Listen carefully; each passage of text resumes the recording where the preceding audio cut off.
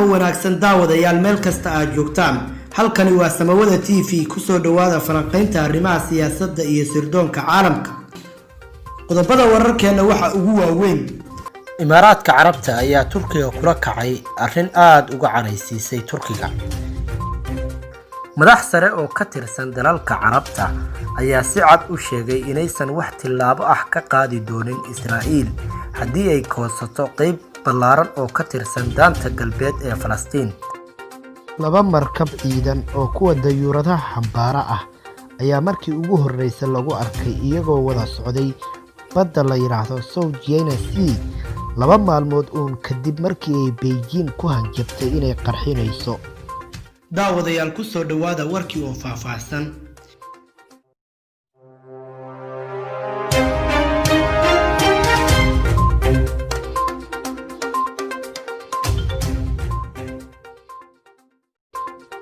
Imaaraadka Carabta ayaa Turkiga kula kacay arrin aad uga caraysiisay Turkiga kadib markii ay sheegeen inuu dhintay abaanduulihii ciidamada Turkiga General Yashar Guler. waliba intaa kuma harinay waxay galeen bogga Wikipedia iyagoo ku daray xogta geerida ay alifeen ee taliyaha. warkan ayay qoreen kadib markii ay dayuurado aan la garanayn oo isla Imaaraadka lagu tuhmayo la sheegay inay duqeeyeen saldhig cireedka Al-Witiya oo dhaca galbeedka dalka Liibiya oo Turkigu saldhig rasmi ah ka dhigan rabo taasoo uu aad uga carooday Turkigu. waxaa bilowgii warkan faafiyay TV-yada Sky News Arabia TV kuwaasoo ay qayb ku leedahay dowladda Imaaraadku kuwaasoo ku dhiiraday inay sheegaan General Guler wuxuu ku dhintay dagaalka waxayna deeto Wikipedia ku qoreen inuu xijaabtay generaalka oo Liibiya ku sugan. saldhigga Al-Witiya waxaa la wareegay ciidamada dowladda dib u heshiisiinta qaran ee Liibiya oo ay barikantaalayaan ciidamada dalka Turkiga waxaana lagu gubay saldhiggaas dhowr ka mid ah nidaamyada difaaca ee Ruushka kuwaas oo loo yaqaan Pantsir 1 oo Imaaraadku siiyay ciidamada maleeshiyaadka General Haftar ayaa wajigabax iyo ceeb ku noqday Imaaraadka oo sanadihii dambe noqday dal yar oo qar iska tuur ah.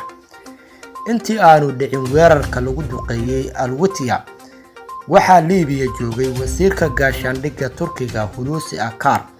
oo ay weheliyaan abaanduulaha ciidamada Turkiga General Guler iyo saraakiil sare oo Turki ah iyadoo Turkiga loo qaaday askar Liibiyaan ah oo halkaas lagu soo tababarayo. hay'adda xuquuqul insaanka u dooda ee Human Rights Watch ayaa dhanka kale sheegtay dabayaaqadii bishii Abriil in weerar ay geysteen dayuuradaha Imaaraadku oo ka dhacay warshadda buskudka samaysa oo ku taala koonfurta magaalada Tripoli bishii November 18keedii 2019 ay ku dhinteen 8 rayid ah isla markaana ay ku dhaawacmeen 27 kale oo qof. waxayna sidoo kale calooshood u shaqaystayaal caalami ah oo caawiya generaalka fallaagoobe ee Khalifa Haftar.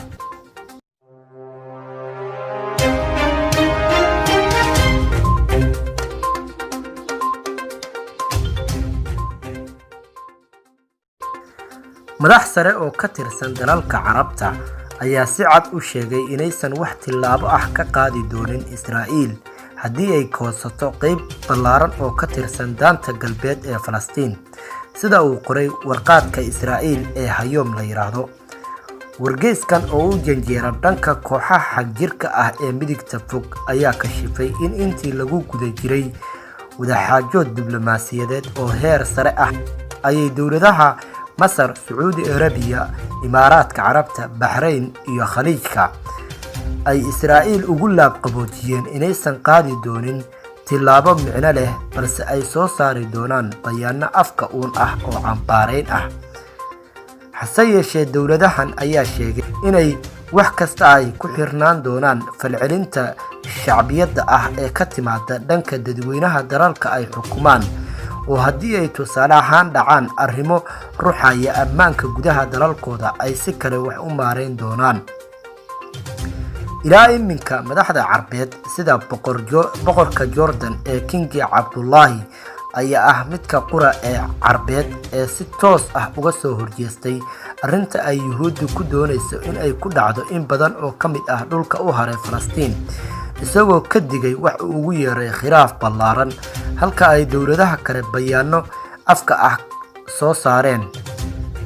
Madaxweynaha Mareykanka ee Donald Trump oo lagu tilmaamo mid hirgelinaya siyaasad qar-iska xoornimo ah ayaa Israa'iil ku taageersan arrintan,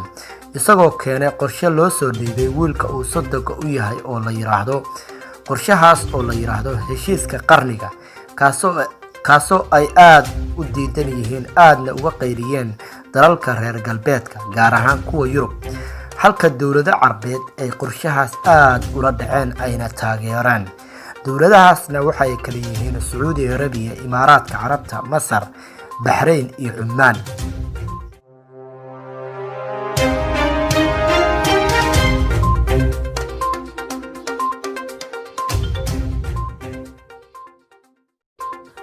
Laba markab ciidan oo kuwa dayuuradaha xambaara ah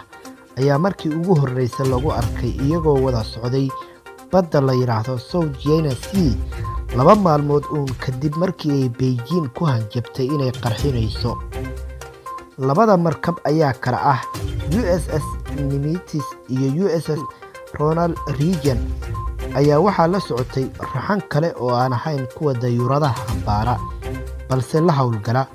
waxaana dhoolatuskan ka qayb galay dayuuradaha F-18 iyo duqeeyayaasha B-52. ciidamada badda Mareykanku marna cudud intan la eg iskuguma keenin gobolkaas tan iyo 2014 goortaas oo ay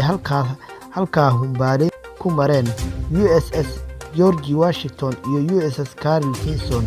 iyagoo isdhinac socda. hase yeeshee dhoolatuska sanadkan ayaa imaanaya xilli ay kacsan tahay xiisadda gobolkaas, isla markaana uu Mareykanku eedda coronavirus iyo sida ay uga jawaabtayba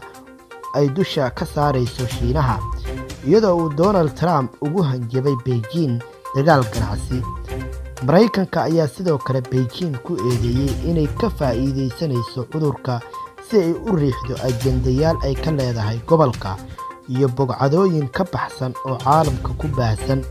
guud ahaan falanqayntii siyaasadda iyo arrimaha sirdoonka